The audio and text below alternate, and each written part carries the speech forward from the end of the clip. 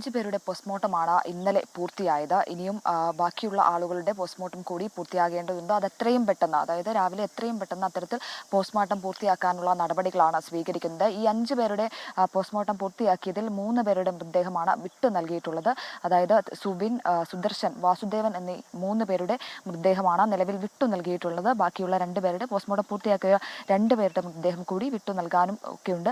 മാത്രമല്ല, ഇവിടെ വന്നതിന് ശേഷം, മോർച്ചറിയിൽ രാവിലെ വന്നതിന് ശേഷം നമ്മൾ കാണുന്ന ഏറ്റവും ദുഃഖകരമായിട്ടുള്ള കാഴ്ച എന്ന് പറയുന്നത് ഉറ്റവരെ തേടി അവരുടെ ബന്ധുക്കൾ ഈ ഒരു പുലർച്ചെ മുഴുവൻ, ഈ ഒരു രാത്രി മുഴുവൻ ഇങ്ങനെ മോർച്ചറിക്ക് മുൻപിൽ വരെ ഇങ്ങനെ കാത്തു നിൽക്കുന്ന ഒരു കാഴ്ച തന്നെയാണ് നമുക്ക് കാണാൻ സാധിക്കുന്നത്. ഇന്നലെ അത്തരത്തിലുള്ള വളരെ ദയനീയമായിട്ടുള്ള കാഴ്ചകൾ നമ്മൾ കണ്ടു. അതേ കാഴ്ച തന്നെയാണ് ഈ ഒരു രാവിലെയും, ഈ അതിരാവിലെ നമ്മളിവിടെ എത്തുമ്പോഴും അത്തരത്തിലുള്ള വളരെ ദയനീയമായിട്ടുള്ള കാഴ്ചകൾ തന്നെയാണ് കാണാൻ സാധിക്കുന്നത് എന്നുള്ളതാണ്. പ്രത്യേകിച്ച് ചില മൃതദേഹങ്ങളിൽ ചില കൺഫ്യൂഷനും കാര്യങ്ങളും ഒക്കെ ഉണ്ട് ആളുകൾക്ക്, പ്രത്യേകിച്ച് ബന്ധുക്കൾക്ക്. ഒരു മൃതദേഹം ലഭിച്ചതിൽ അത് ഇപ്പോൾ ഇവിടെ നിൽക്കുന്ന ഒരു കുറച്ച് ആൾക്കാരോട് സംസാരിച്ചപ്പോൾ നമുക്ക് മനസ്സിലാകുന്നത് അവരുടെ ഒരു ബന്ധു അപകടത്തിൽപ്പെട്ടിട്ടുണ്ട്, മരിച്ചിട്ടുണ്ട്. പക്ഷേ മറ്റൊരാൾ കൂടി ഇത്തരത്തിൽ തങ്ങളുടെ ബന്ധുവാണ് എന്ന് ഒരു സംശയം പ്രകടിപ്പിക്കുന്നു. അത്തരത്തിലുള്ള ഒരു സംശയത്തിൻ്റെ അടിസ്ഥാനത്തിൽ അതൊന്ന് സ്ഥിരീകരിക്കാനായി എത്തിയിട്ടുള്ള ഒരു കുറച്ച് പേരാണ്, നമ്മൾ ദൃശ്യങ്ങളിൽ കാണുന്ന ഒരു കുറച്ച് പേരാണ്.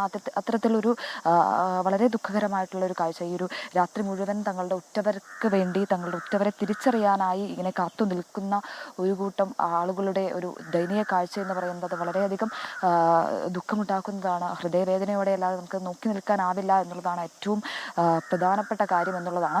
ഇന്നലെ തിരിച്ചറിഞ്ഞ മൃതദേഹങ്ങൾ, അത് തിരിച്ചറിയാനായി ബന്ധുക്കൾ ഇങ്ങോട്ടേക്ക് എത്തിയിരുന്നു. അവർ തിരിച്ചറിഞ്ഞ് മടങ്ങി 3 പേരുടെ മൃതദേഹം അവർ വീട്ടിലേക്ക് കൊണ്ടുപോയി.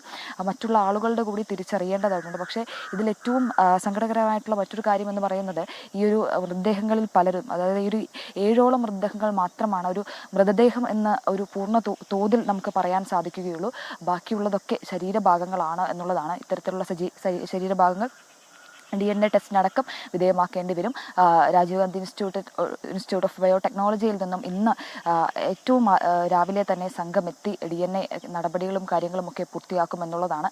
പ്രത്യേകിച്ച് ഈ സംശയം പ്രകടിപ്പിക്കുന്ന ആളുകളുടെ അടക്കം DNA പരിശോധന അടക്കം പൂർത്തിയാക്കാനുണ്ട്. അത്തരത്തിലുള്ള നടപടികൾ ഏറ്റവും ആദ്യം തന്നെ പൂർത്തിയാക്കുമെന്നുള്ളതാണ്. പക്ഷേ ഈ ഒരു 6 മണിയോടെ ഏകദേശം, അതായത് തിരിച്ചറിയാനുള്ള നടപടികൾ, അതായത് ഇന്നലെ അവസാനിപ്പിച്ച നടപടികൾ അത് ഇന്ന് 6 മണിയോടെ തുടരും എന്നുള്ളതാണ്, പുനരാരംഭിക്കുമെന്നുള്ളതായിരുന്നു പറഞ്ഞിരുന്നത്.